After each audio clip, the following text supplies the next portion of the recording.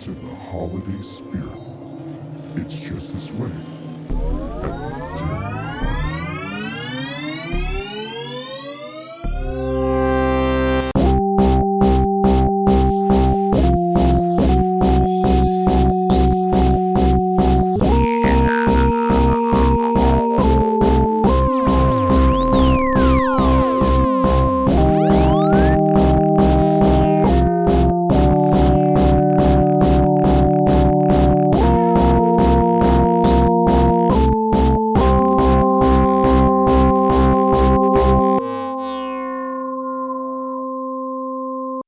How's it going, everybody? Welcome back to the Dim Carnival. I'm Bill. I'm Steve. And I'm Ryan. And welcome back to us and to you and your ears. We were on a break, and now we're back. It's December. And we didn't give you an assignment last time because we didn't know how deep we'd get into this album when we came back. But we are back, and we don't know how deep we'll get into this album on this first episode. But we are listening to Bizzar with 2 Z's, and it's got little eyeballs all over the cover. And this is the second. This is emphatically the second album of the double album set. By which I mean it's not a double album. It's just 2 albums that are connected. It's very confusing because it's a double album, but they're sold separately. But yeah, I think it's a double album that was sold separately, like you just said. Well, it's like how you had to buy Axe and Smash separately from the Hasbro WWF figures, but then later they released Smash and Crush as a 2-pack. It's exactly the same thing. Isn't it kind of like Guns N' Roses and the Use Your Illusions Volume 1 and 2? Yeah, it is like that. Good point, Steve. You're exactly correct. It's exactly the same thing as that. Tale as old as time.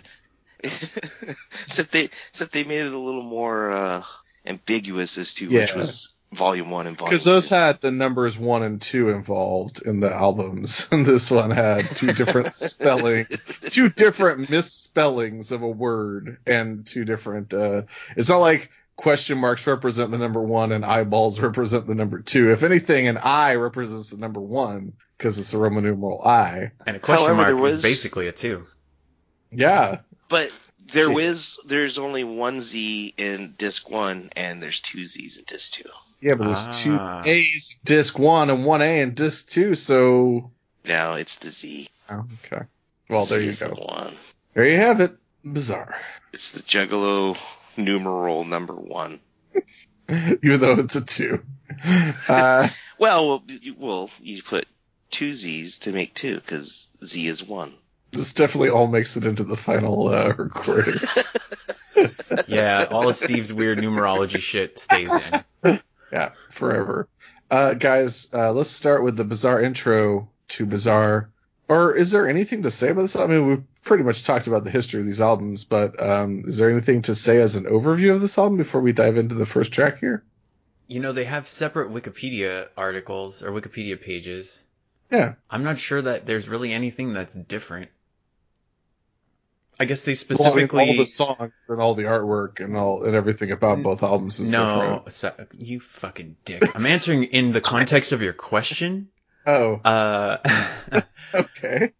I don't think that there's any new information on the page for this album. Yeah, okay. Thank you for that. There is specific information to the songs, and so there's like more history behind specific tracks that are on this album, but nothing like overarching to the whole. Well, I know that in a little bit, we try to have as little pre-conversation as possible, or I do anyway. But in some of our pre-conversation about this episode or this album, Steve had some questions about the structuring of this album as opposed to the other album. Do you think that those structuring questions are best served coming at the end of our discussion of this album or at the beginning of it? Probably at the end after we've... Probably at the end. All right, sweet. So hold on to your butts, everybody, because that's coming in a few episodes. Well, how about this, guys? If there's one thing we could say before we launch into it, it was that both of these albums, I'm told, received a rating of 3 out of 5 stars in the new Rolling Stone album guide, and these were both the highest rating that the magazine had ever given and ever would give to any ICP album ever. Forever. They've agreed that they will no longer be reviewing Insane Clown Posse releases. Yeah, I don't know if they are reviewing them or not, but this is the highest rated according to Rolling Stone, highest rated ICP album ever. Along with its twin. Mm-hmm. Both of these are the highest rated ICP album. Right. I am Great Monaco. And you know what? I can't, so far in our listening, can't argue with it. Although, no, let's save that for after we've talked about all these tracks. So, let's talk about the Bizaar intro. This one is actually available on Spotify because they didn't use licensed music for it. So, if you haven't listened to the Bizaar intro yet, go ahead and take a listen right now. And that's the sound we'll use. Nice.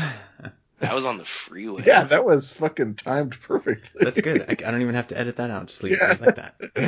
All right. So, guys, how do you feel about this intro and how do you like it compared to the other intro? It is very clearly a continuation of the first intro. It's giving you a little update as to what has happened in the time that it took you to listen to the first album since that intro. Right, and updated news. Right, so it's been an hour. It's been 13 hours. Oh, it's been 13 hours? That's what it says in the first sentence. And 16 days. No, it says we're entering the 13th hour of the continuing cloud coverage. Nice. Yeah, so the clouds are still Surprised out. they didn't say 17. Well, 13 is an unlucky number, and 17 is a blessed number.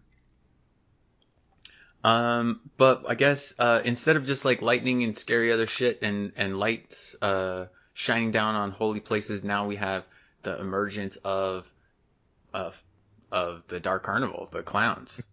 I gotta be honest, like clowns.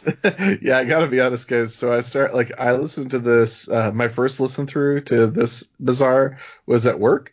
And it was like early in the morning, so like I was like just like getting set up and stuff and like doing a little bit of work, and I was listening to it, and like I listened to the intro track, and then like the first track started, and I was like, wait, what happened to the intro? And I like backed it up and I listened to it again, and I was like, no, I still don't understand what's happening. And I listened to it like at least 3 times in a row, and then finally I was like, all right, so the clouds are covering everything, and clowns are running out of the sewers. Okay, got it.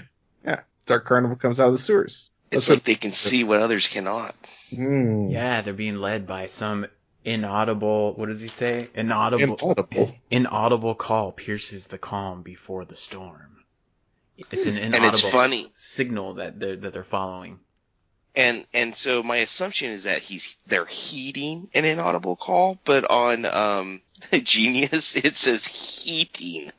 Heating an inaudible call, which I think is pretty impressive. That like if you could hear something and literally heat it up, that's neat. Well, they're probably cold coming up from the underground. Oh, sure. Yeah. Gotta warm up. But I like how it says. But I like what they're doing here because it actually, heating an inaudible call that silently pierces this calm before the storm, which will be albums later after. Well, I also like that there are clearly storm clouds covering the entire United States, but the newscaster chooses to refer to this storm as a calm before a storm.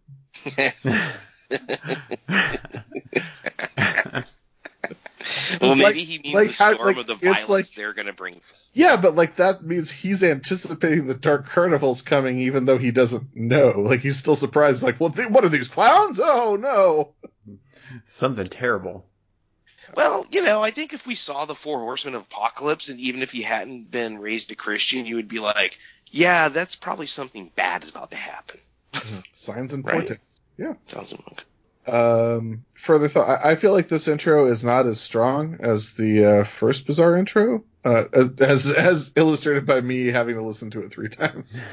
But it's fine. Yeah, I think it gives some more, information. It does its job. It's not as compelling as the first one. Mm-hmm. Any further thoughts, or shall we move on to the second track? Yeah, let's do it. All right. Well, the second track is Bizzar, and it's featuring Isham and Twisted. So if you haven't listened to that, go ahead and take a listen right now. Guys, this song's fine. I mean, it's like, it has some fun. It has some real fun stuff, and it's a good opening track. But I feel like it sort of pales in comparison to Take Me Away. I feel like this song takes a minute to really get going. Yeah.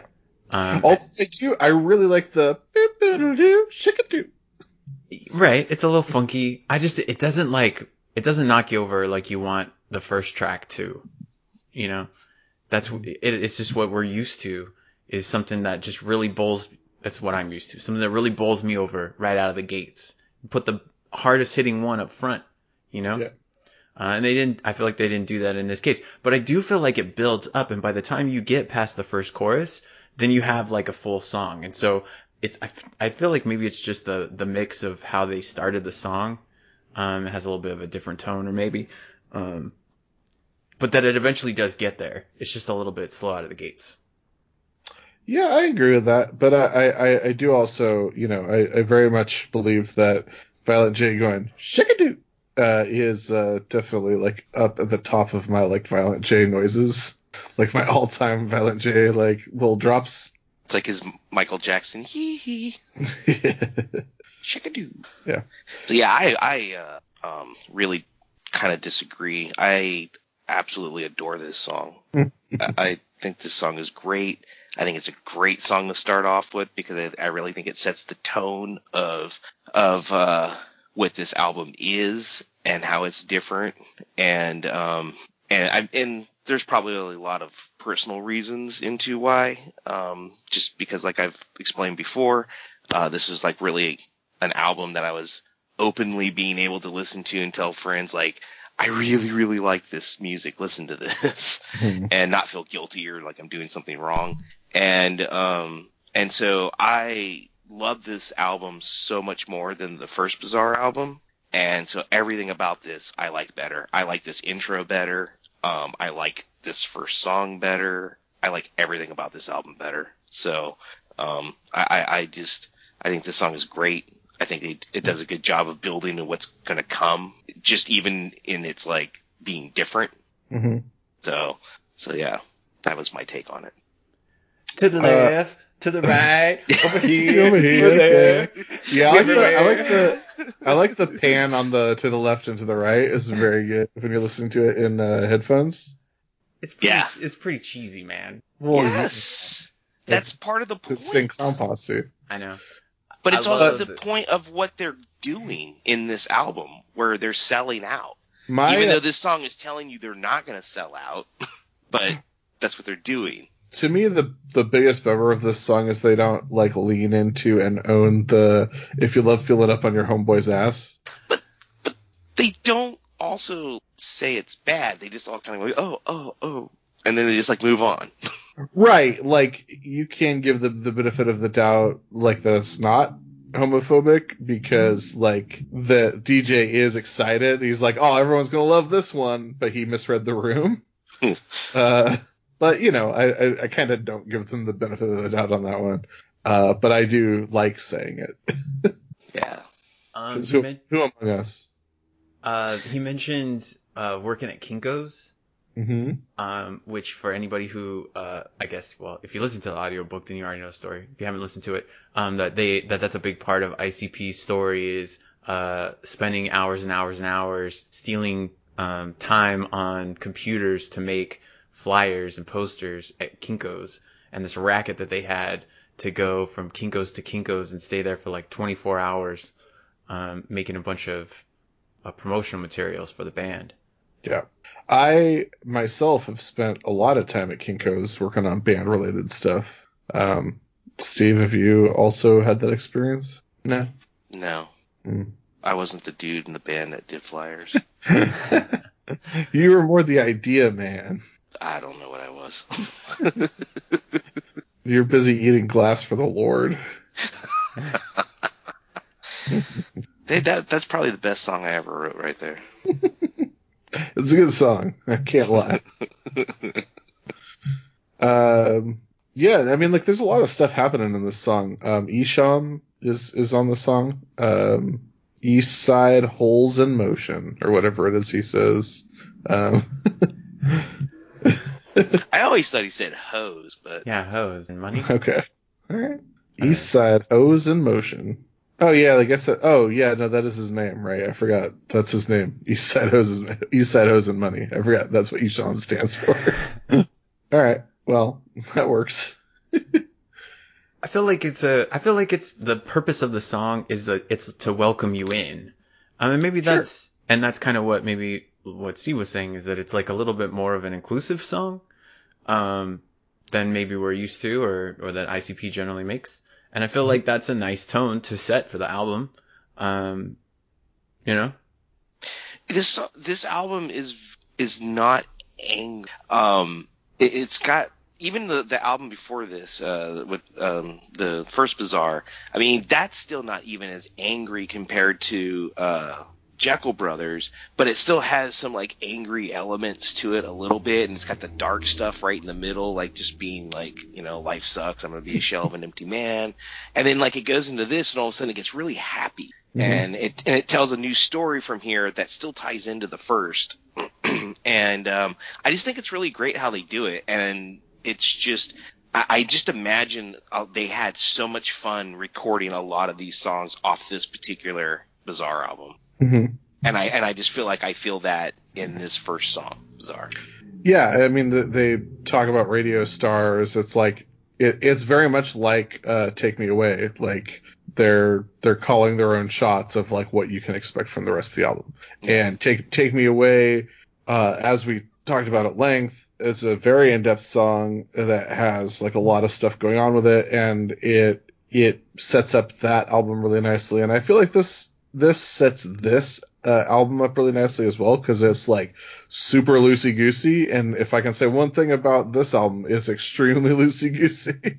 It's like way more like it's way more happy-go-lucky. It's way more just like, whatever the fuck we want to do, we're gonna do it, and that's exactly what this song is. I want to put out they do the Southwest Voodoo callback in the opening beginning of this song with the bang and shake, shigga wugga ba, and it has a robot voice. Yeah. But I would really like to point out that on Genius, someone believed that the lyrics there are crank his shank, shugga booga ba. Shugga booga ba. Crank his shank. That's incredible. Crank his shank. Yeah, everybody, crank his shank. If you like cranking up on your homeboy's shank, say it. Shugga booga ba. Shugga booga ba. Juggalo Nation is in. I feel like there's more. When we were listening to Psychopathics on Outer Space, the first track, Dumpin', I was listening to that and I was like, oh man, I wish they would do more space stuff, or I hope they do more space stuff.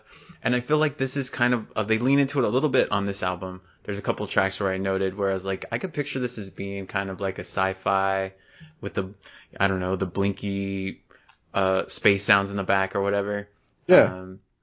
The robot voice, warp sounds and things like that. They do some of that on this album, which I appreciate. Mm-hmm. I also like that Jamie Madrox says he's been waggling his dick since the 7th grade. Nice callback to Shaggy watching his neighbor in the shower and waggling his dick for half an hour. So I really like the chorus. When he's like, anybody care? Anybody here? Anybody care? And they're like, what? Like, it's just that, there is that, they continue that carefree attitude, and don't nobody care. Right. That same kind of attitude they're expressing. And so I always feel like it's this hand in hand, because it's always so overt, and to have it be repetitious all the time of them always talking about themselves. And I'm wondering why it never got tired of it, because at this point if you feel like it's us when you listen to the music, right? Or if you're not familiar with ICP, then it's like an introduction or a training of like, this is how we do, or this is what ICP is about. Maybe all bands are like that. I don't know what I'm thinking. Does that make any sense? I don't think of other bands in this way. I guess not. Wait, say it one more time. That they seem to typically, I feel like they seem to typically have these tracks where they're kind of educating the listener almost, but it's not like, so it's a hand in hand thing where they're saying like, hey, everybody who knows what we're doing, who knows what we're about, they do these like call out things that you can feel like you're inclusive with or part of. Yeah. But right. But at the same time, so for the people who know, it's like something to call out to them, or like fan service almost. But it's also teaching the new listeners how to like ICP or whatever. What's going on? Yeah. Yes. I agree. It's like it's just like a continuation of branding. They continuously brand themselves throughout every episode. But I think that's fairly standard for like hip hop, especially. Of like like hip hop is about constantly saying who you are and what you do, and you know, when you're in the place to be, and you know, putting your hands in the air. Yeah, exactly. Yeah. I guess I just don't. Yeah.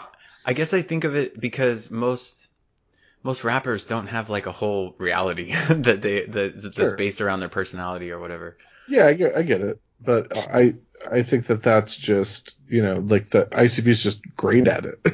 and like at this point in our listening to ICP, like we sort of have, like on the Joker's cards, we feel like there's sort of a pattern where it's like intro track, mostly instrumental track that's going to tell you like what it's all about, and then the first real track of the album, and then it's going to end with a ballad that's like sad and also uplifting. Like there's a structure. Like the ICP is very much about structure and about like sometimes like most of their albums are concept albums, but most of the time the concept is just like, here's the concept intro and now here's the summation, and what's in the middle like will kind of fit with the theme or like can be viewed well enough to be within the theme if you understand the concept. But it's not like they're just, like Steve said, they're just amazing at branding.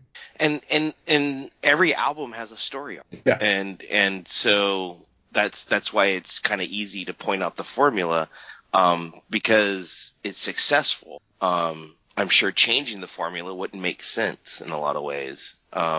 Just because not only are they making an overarching story for a particular album, it ties into a bigger story at which we're getting to, and this is something I kind of recognize in these albums is, and you guys had pointed out that he says it in his book, where it's kind of like we're getting close to the end of this overreaching, now over 20 or 15 year story or 10 year story arc. Mm-hmm. And they don't know where they're going. I feel like this album takes so much of their old stuff and recreates it in a new package to remind you who they are, and then they make jokes about selling out and how they're not going to sell out, and they don't. And like, I mean, in a lot of ways, I mean, for what you, Bill, in previous episodes, you talked about why they waited in between, or you speculated why they waited in between. And it was because he said, he said he didn't have the story. And I feel like that's what this album is. And I could see some people not liking it, seeing it as kind of cheating, because some of the songs almost remind me of a collections episode of a TV show. Right. You know what I mean? But it's show. like a clip show. But it's like packaged really awesome, and it makes you super excited about it. And it's like retelling it to a whole new group of people who've probably picked up on who they were from Great Milenko. And, but also, I mean, not Great Milenko, I mean, Amazing Jekyll Brothers, but then also showing that they can change. And I feel like that's also for older fans, because they have to change at some point, you know. Like the sound needs to evolve. Like I'm sure they get tired of making the same type of things too. Any artist will. Sure. So I feel like this could have been a super huge miss, but I feel like they did it so great that it makes me almost like it more than some of the other stuff. Okay, sure, but like what you're saying is absolutely correct. But here's what I was thinking of while you were elaborating on your point is the ICP is in a very interesting place because they have their hardcore fan base that's never going to abandon them, or is, you know, not likely to abandon them. But like so much of ICP is wrapped up in we'll never sell out, we'll always be true to who we are, we'll always make the music for juggalos, we'll always do what you need and want us to do. But in going along with that, and they have stayed true to that, but part of staying true to that means like we sort of always have to just give you what you expect. Because like that's the reason people love them so much, is because they make music for juggalos. And part of making music for juggalos is like, we have to have these songs on here that are about how much we love juggalos and who we are and how crazy we are and how weird we are and what the Dark Carnival's up to right here. So it's sort of like in their determination and dedication to not selling out and to staying true to who they are, they hamstring themselves a little bit. And they do still manage to make creative leaps and changes, as you guys say, and their sound does evolve, but it also remains the same. Fucking rad, man. Yeah. Yeah, I wonder if I would love to talk to them about that. I wonder what Violent J thinks about that. Because I'm sure the dude stresses himself endlessly to make sure that he's always providing a product that people are going to love. To me, that seems like his emotional disorder. Sure. Like, he wants it to be fresh. He's got to be, it's got to be so fresh. Everything has to be as fresh as it can be. Yeah. It's because guys, killers don't dance, they boogie. Boogie woogie woo. That's all they do. You want to? I'm back. Do you guys want to talk about the backwards talking in this song? Oh yeah, we get a little secret info. Yeah, that's right. Play that backwards for secret info. And what the backwards talking says is the sixth is holy. And I think maybe when the Bizzar came out, people didn't take that as literally as maybe they should have. Yeah, I think I don't know. Well, that's what it says on Genius. The sixth is holy, but I think what he actually says is, "Yo, the sixth card up is holy." Nice. But still, yeah, my point stands. Yeah, pretty interesting. Mm-hmm. That's a secret tip. If you didn't know, we're going to talk about Jesus. And then on the fourth line down, they say, "Red rum," another backwards. I root for stalkers. Actually, I'm a ruthless stalker, not I root for stalkers. I know. I love that. There's so many bad lyrics on this Genius I keep making these suggestions. I keep making these proposals. They didn't even put little. Take my hand, little bitch. Come along. I'm sorry. No, that's fine. Don't apologize.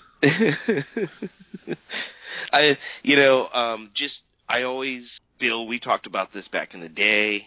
I don't think we ever talked about it with Ryan. So, what the hell does Dark Lotus theme for your colon only team you on Sunday bowling? Like, Dark Lotus. It's the Dark Lotus team for that ass. Yeah, for your ass. Yeah. Dark Lotus. But the only team on Sunday bowling is very silly and doesn't make sense. I don't. My emphasis was on Sunday bowling. I got the first line. I understood. Well, it's like we're the Dark Lotus team, and we're fucking Dark Lotus, and the only team you have is Sunday bowling, and nothing's softer than Sunday bowling. Right. I do it for the pitchers. Soft as God. beef. I mean, I've bowled like 8 times in my entire life, so. I don't understand, I guess, bowling culture. Have you seen The Big Lebowski? I think that's probably all you need to know.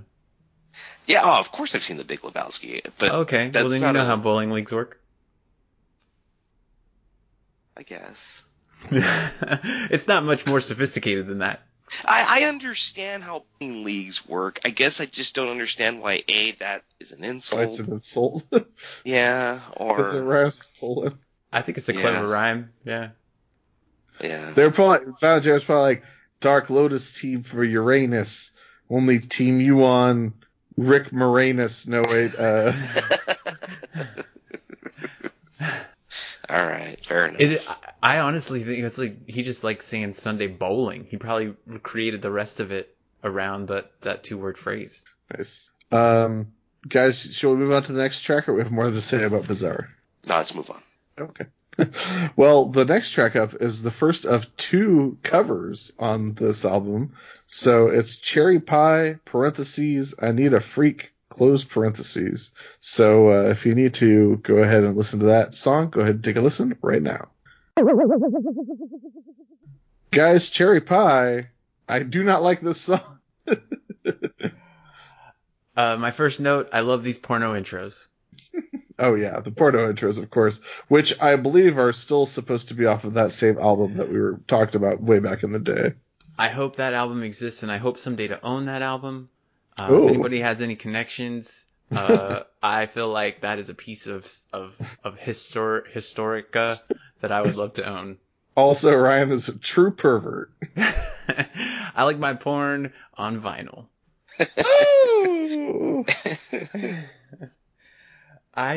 So the scratching, guys. The back and forth, the banter right. It's great. It's good banter.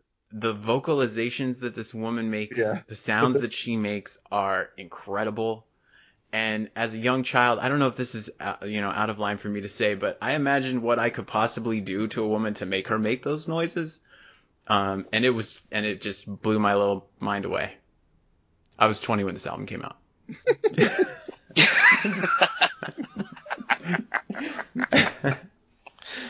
But she's like, "Oh, you bastard, you freak!" I thought you called him a prick. Oh, maybe it is prick. I don't know. It sounds you like prick. The one I like is I was leaving. Oh, I thought he says, "Who's leaving? Who's leaving? I'm sticking around." Nice. Well, yes, the deliveries by all of these actors are very good. But outside of that, yeah. The best part is the bananas in the butt, because I prefer to think that it's a callback to punching a gorilla and then running with a banana hanging out of your ass. Like, Shaggy needs a chick who likes bananas in her butt because that's also what he's into. Sorry, go ahead. Oh, no, I don't have nothing important to say. Well, so let's see. In the first verse, he mentions Billy Bill needing an eye. And later on, Shaggy does the same thing about Harlan Williams, mentioning that he needs a chin. He does. So those are some good callbacks to earlier content that we've discussed, earlier ICP stuff. Not so very deep cuts. Did you say Billy Bill? Because it's Bushwick Bill. Sorry, I did say Billy Bill, but yes, Bushwick Bill. He of Ghetto Boys. Thank you for correcting me. The guy who actually needs an eye. Right. Yeah. Of the two. I don't know what Billy Bill's got going on, but... My recollection is that he's got 2 working eyes. If he wears an eye patch, it's like just for looks. I really, really like the music of this song. Yeah, me too. Probably because it's a Rick James song. Yeah, the music's great. And I feel like this is the one I believe that Violent J says that when they would go to like on the outskirts of town strip clubs and hang out after shows, that women would occasionally, if a dancer realized that ICP was in the house, they would play a song or they would dance to an ICP track because ICP would always give a bunch of money to the dancers when they did that. But then they got sick of Cherry Pie because women would constantly dance to that song over and over and over. Yeah. But I mean, it makes sense when you listen to the music. Like, it's probably easy song to strip to, as opposed to maybe like the previous song. I think if strippers are stripping to Insane Clown Posse song, it should be Super Balls. Super Balls. I would have to really think about. I can't. I'm not in a space to think about what that could be. But maybe I'll come back to that one. I think Let's Go All the Way is probably a good one. I've never been in a strip club. Yeah, same here. So I don't. Really I'm not a rapper. There's an Eminem diss in this song. Oh, that's right. Hurricane Rana. And so, but unlike other previous tracks where they've dissed Eminem, it's not like the whole song is about Eminem. It's just the one. No, it's just the one line that's dropped in. They don't even need to make the whole song about him anymore. Right, a little sprinkle into seasonings. What I was thinking about while I was listening to this for this episode was, who is this woman? Mm-hmm. When I'm trying to picture this woman in my mind, like, do I have any kind of representation in pop culture for who this lady might be that Violent J is clearly thinking about? Mm-hmm. And the first one that came to mind is the lady that is the motorcycle stunt driver in The Jerk in the carnival. Yeah. Her name's Patty Bernstein is actually her Yes. character's name. Perfect. Good name. Yeah, so if you're not, I mean, I feel like The Jerk is a movie that people should be familiar with. But she's got, not a mohawk, but she's kind of got like a short punk, spiky haircut. And she's always wearing some kind of like leather bikini with chaps or something weird, assless chaps. And she's super tough. Because he says, I think Shaggy says his woman needs to get her nose ring ripped out every night. And so I tried to think about what kind of woman is that who likes to, get her nose ring ripped out every night. And so it was Patty Bernstein. And then the other one I thought, who's actually I don't know that much about, is Wendy O. Williams. Mm-hmm. That's a good one. Maybe Jamie Presley's character from Joe Dirt. Oh, okay. Dang. Right. Interesting. Wow, Alright, I never actually tried to. It's a real thought experiment. Well, because I was thinking, because of the last real line of the song before he just says, "I need my cherry pie," he says, "I need a bitch who's got a head that I can sever." So ideally, any woman has a head. So maybe, but I just kind of pictured it as at the end, he's just like, "I just need to fuck a chick. I just need to fuck, and and then you can speculate: is he gonna cut her head off when he's done? What if he's saying that he needs a woman who is able to have her head cut off and still continue to be his lady? Ooh. Like if she's dead already. Oh. Or if she's like a zombie or something. Elvira. That's who I'm thinking of now. Have you seen... Is Elvira... Is she still alive? Is that woman... How does this woman look exactly the same for 50 years? She's 70, 80 years old or something? I don't know that I've seen a recent picture of her. Yeah. I don't know. I see she comes up in my social media feed sometimes. Yeah, same here, but I just don't know that those were modern.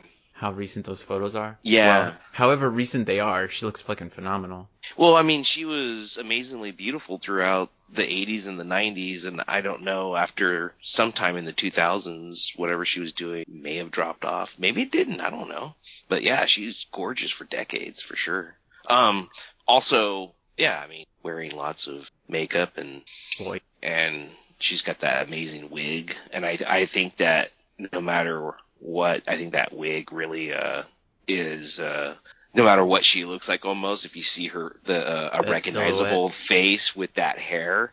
Yeah. I was watching on YouTube it was like a string of bloopers from shows that she did for whatever the shit she was doing, and like falling off the couch and her wig falling, or like fucking a light falling in the background and her getting scared, and her wig falling sideways. It was really cool to see that. And then I think she has like red hair underneath. Yeah, she's kind of auburn hair. Yeah, and she's a beautiful woman. There's certainly no doubt. But I think it just kind of reminds me of like the Addams Family, and that woman would always look the same to me, almost no matter what, especially like the actual television show from the 60s. Right. Yeah, I don't know, man. It seems like she's keeping it together really well. Women age way much better than men, and people are really taking care of themselves. Look at Bill. He runs marathons. I don't know if you saw Bill's message that he had to step away from the microphone, but he told us to keep talking. And you did a great job. We almost made it, Bill. Proud of you guys. Those are some really good points about cherry pie. I need a freak, guys.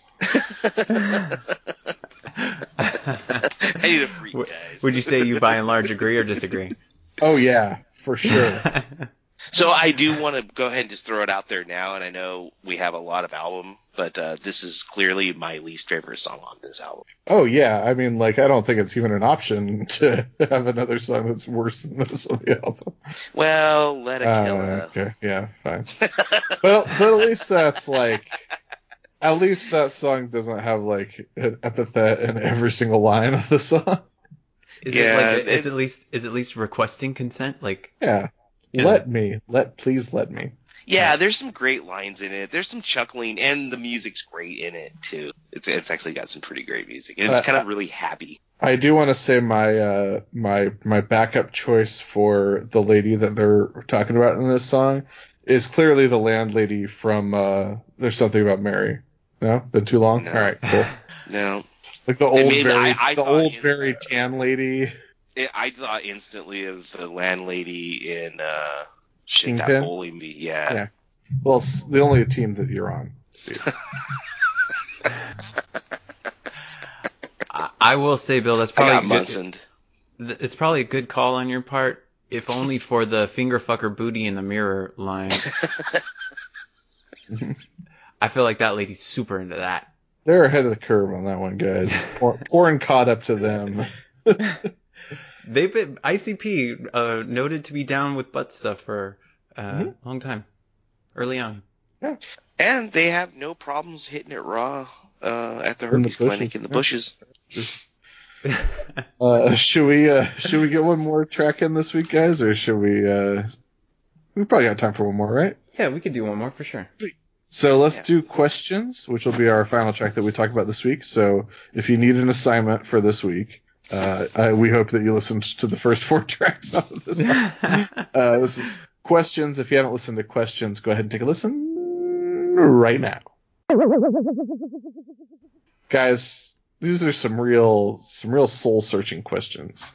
And these are I would say that this list of several minutes of questions would only be topped by the ultimate question from ICP, which is about how magnets work. But we won't get there for several years. So until then, we'll have to tide ourselves over with these questions. Now, this is very much in the vein of... Now, this is where the Bizaars are sort of parallel for now. Very much in the vein of Fearless, where they talk about all the stuff that they will do because they are so unafraid of things. And this one is talking about, just pondering the mysteries of the universe, and also talking about their penchant for headbutting things. Yes. Yeah, I like how it starts off and he's like, these are the questions that come into my mind, the questions I ask myself every day. Every day. And it starts off, okay, first line, every time I reach for the sky, I can only reach so high. Why? Okay, I see what we're getting. That's awesome, by the way. That rules. Right, you can never touch the sky. It's where does the sky fucking start, right? Yeah. Who knows? Way out there. Just kidding. It starts right at your fingertips. Then the next one, every time I headbutt a brick wall, I always crack my skull. Well, okay. Is this what we're going to ask? These are the types of questions? Yeah, I just feel like it starts off like, is it going to be interesting, or is it going to be... No, it's going to be silly. It's going to be mostly silly. Well, mostly silly, but I do really like the delivery on and the line. Every time I stab somebody, I'm always getting my clothes bloody. Why? Like, I think that's really, really, really clever. I like the amount of things that they get blood on as a result of their actions. Right. I really like just the way he says, "Why every time I drive down the wrong side of the street, everyone want to beep." Yeah. I love when people say beep instead of honk. Yeah. Like this song is really clever, guys. It is a good song. I have always been very impressed by them writing Birdie and Gurney. Okay, guys. So I listened to these tracks last night, take my notes. This song, I listened to like 8 or 9 tracks, 7 or 8 tracks, and took notes on all of them. I didn't take a single note for this song. There just wasn't anything about it when I first listened to it. I listened to it several times, and I was like, I just don't have anything to say about that. So prior to recording tonight, I sat down again and listened to them a couple times, and each time the first time I listened, I was like, I should really like this song. What is it about this song that, I'm not connecting with or whatever? And so I listened to it again and I was like, you know what? I think I do like this song. And then a third time through, I was like, this song's good. I don't know what I didn't like about it before. You know, I think it sort of, I think I wanted it to be something, maybe. I wanted it to be a certain way. And when it wasn't that way, it just kept missing. And so when I finally went back and just listened to it, and it's kind of like, I hope, and I mean no disrespect, but in one of the earlier episodes, Bill, I think it was, made the point that sometimes you can just only half listen to the ICP lyrics and you can fully enjoy a song. Mm-hmm. And sometimes I think I don't need to get an amazing message and have everything be so mental and, you know, or whatever, this kind of psychological thing. It can just be an interesting, fun time. Mm-hmm. And when I finally approached it that way, I did have a good time and I did like the song. Okay, so that's very well said, and I think that this song is. I think you're exactly right about this song, and I think it's as Marlo Stanfield once said, "You want it to be one way, but it's the other way." By which I mean, like, this is a good song, but man, if this song had like a great chorus, holy shit, this song would fucking rule. But the chorus here is like pretty subpar. Yeah. There's never, like, it never breaks up. It's a kind of a monotonous song, unfortunately, because it's a great song. Yeah, like, the verses are so good, but it's, like, in a package that makes it less than what it could be. Jesus, tell me why. we get a first reference to Jesus in any of their music, though. That's a first. But, like, the fact that every line begins with why every time I blank, like, and just, like, thinking about these guys, like, constantly swallowing flathead nails and, like... Well, you know, I thought this song was clever because it's the third song on the album, and I think that complements What, which in What, they say something and say what, and then this one says why, and then says a question instead. And so I felt like they were complementary songs that, like, were kind of using a formula but backwards from each other, like Bizzar, Bizzar. So instead of da da da da what, this one's all why, and then, like, most of the things they're saying is absurd. Like, there is some, like, things that make you think a tiny bit.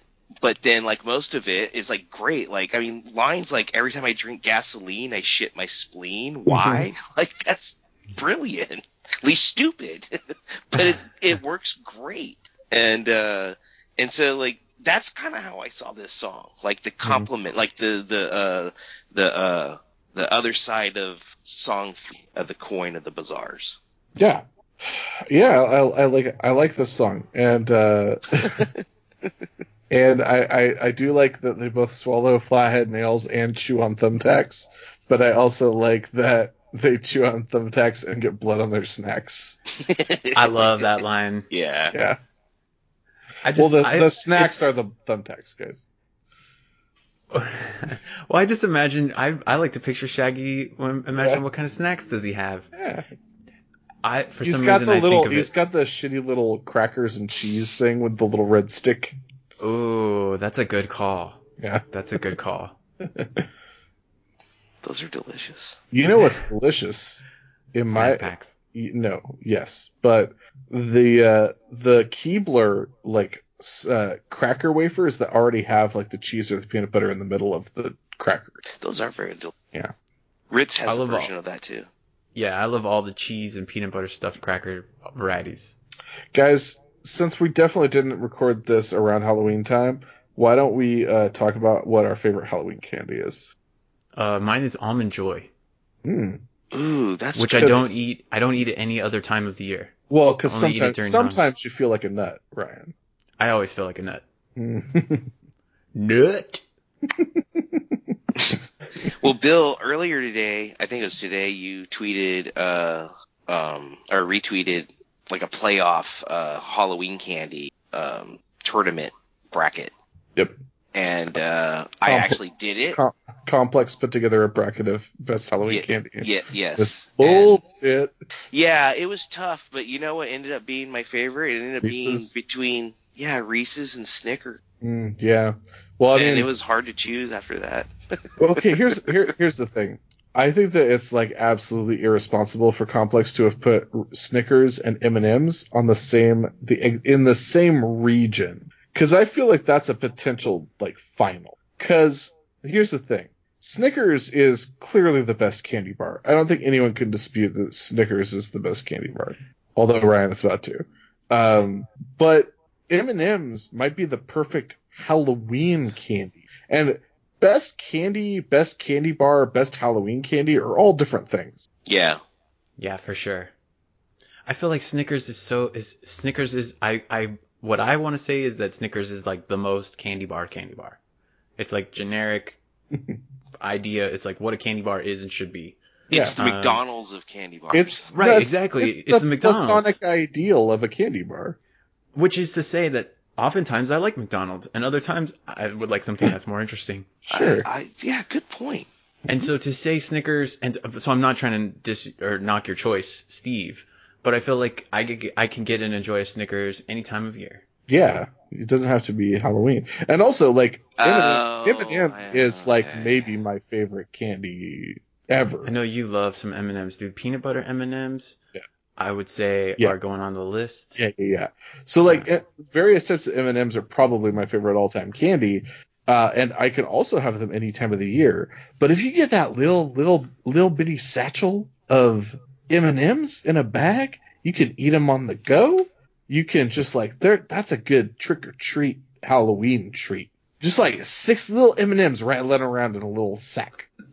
See, but I was kind of thinking, and they did list stuff that was not chocolate candies, which kind of made it weird to be competing against, because I like fruity candy better than I like chocolate. Yeah. And my actual favorite candy out of everything is either a cinnamon disc or Red Hots. I fucking love Red Hots. Red Hots were my favorite when I was a kid. You can eat them like sunflower seeds, but you don't even have to spit nothing out. Wait, what's the cinnamon disc? They're like the butterscotch disc. Oh, but they taste like Red Hots. Yeah. Well, how do you feel about hot tamales? Hot tamales are amazing. I don't like jelly beans that much, and those are just like fancy jelly beans. They're the best jelly beans ever. I would rather eat that in a hard candy than in a. You like the crunchy Red Hots. I do. Oh God, yes. Lemon Heads are pretty up there too. Not as high as Red Hots, but I do. I feel like Red Hots have really fallen out of favor with today's youth. I can't find them anywhere. He's driving his truck to try and find some Red Hots. Yeah, that wasn't me on this time. That was definitely me. That was a motorcycle. Okay, that was San Diego. Earlier, I had the 101 behind me. Well, Ryan's on his way to the store to get some Red Hots. So. Yeah, that sounds good. I wish. Damn.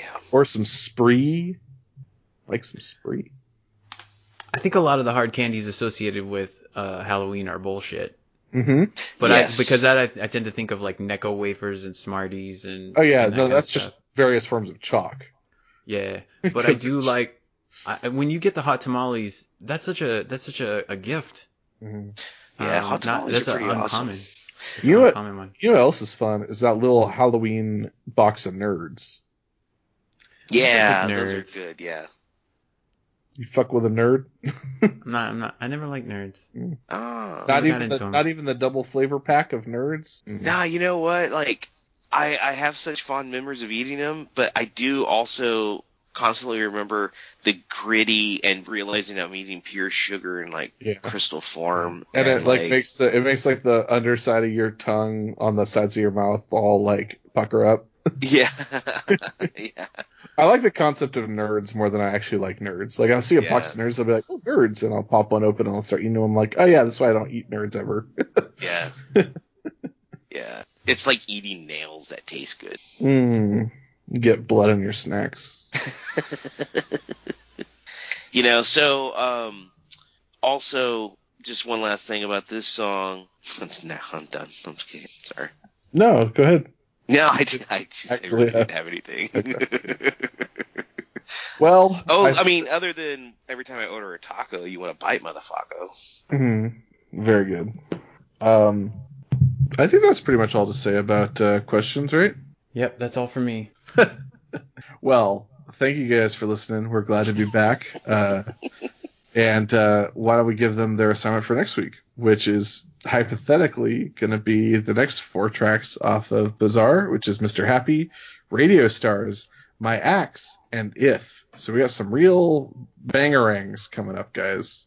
Yeah. So let's go ahead and give that assignment for next week. We should be able to get a all 4. Like, who knows? But until next week, you can follow us on Twitter and Instagram, Dim Carnival. Email us, dimcarnival@gmail.com.